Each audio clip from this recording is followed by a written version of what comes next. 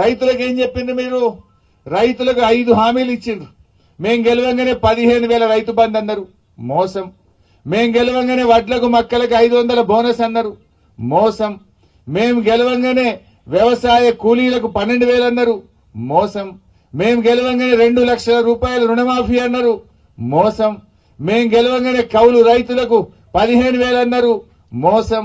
మేం గెలవంగానే కేసీఆర్ కంటే మంచిగా 24 గంటల కరెంట్ ఇస్తామన్నారు, 24 పోయి 14కి వచ్చింది, మోసం. అన్ని మోసాలే. అందుకే ఇవాళ ఏమైంది? ఎలక్షన్ల ముందేమో అందంగా నోటితో మాట్లాడింది రేవంత్ రెడ్డి. ఏమైందా నీ హామీలు అంటే ఇవాళ నొసటితో ఎక్కిరిస్తా ఉన్నాడు రేవంత్ రెడ్డి గారు.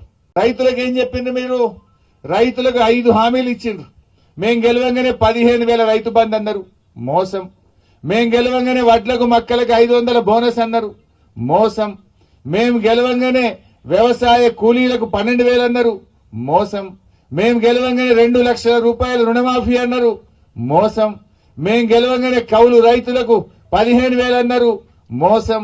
మేం గెలవంగానే కేసీఆర్ కంటే మంచిగా 24 గంటల కరెంట్ ఇస్తామన్నారు, 24 పోయి 14కి వచ్చింది, మోసం.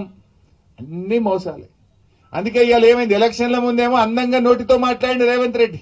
ఏమైందా నీ హామీలు అంటే ఇవాళ నొసటితో ఎక్కిరిస్తా ఉన్నాడు రేవంత్ రెడ్డి గారు.